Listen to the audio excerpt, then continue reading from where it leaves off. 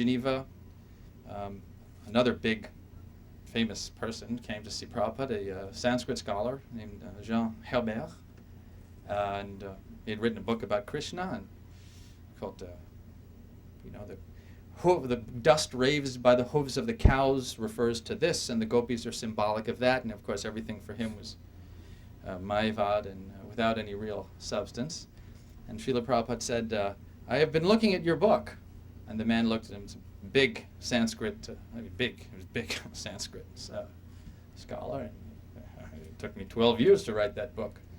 Prabhupada said, yes, and there are still mistakes in it. And he said, you have described things here, but the proof of whether one has truly understood Krishna is like these young boys and girls. This is the age for enjoying, but they have given this up to perform devotional service. Herbert starts chuckling away.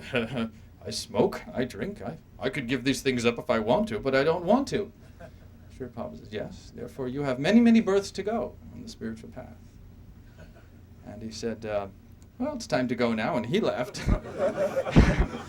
But before he left, Srila Prabhupada presented him with a copy of Nectar of Devotion and said, I will request you to please look through this book. I think you will find it of great interest.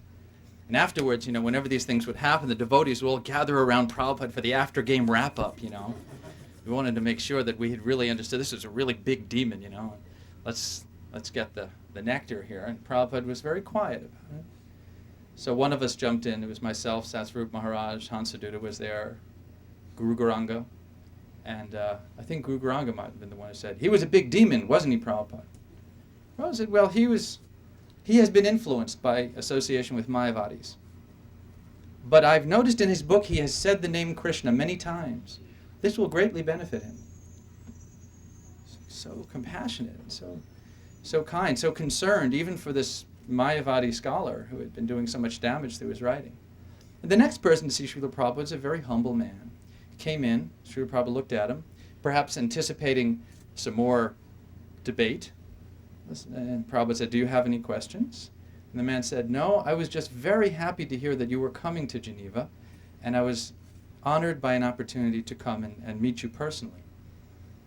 Srila Prabhupada thought for a second and said, Yogesvara, bring my harmonium. Satsvarup, you play kartals. Hansaduta, play mridanga. Hari, Hari, Bifale. Had a bhajan for a few minutes.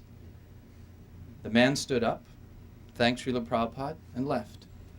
Srila Prabhupada looked at us and said, he was a very simple soul.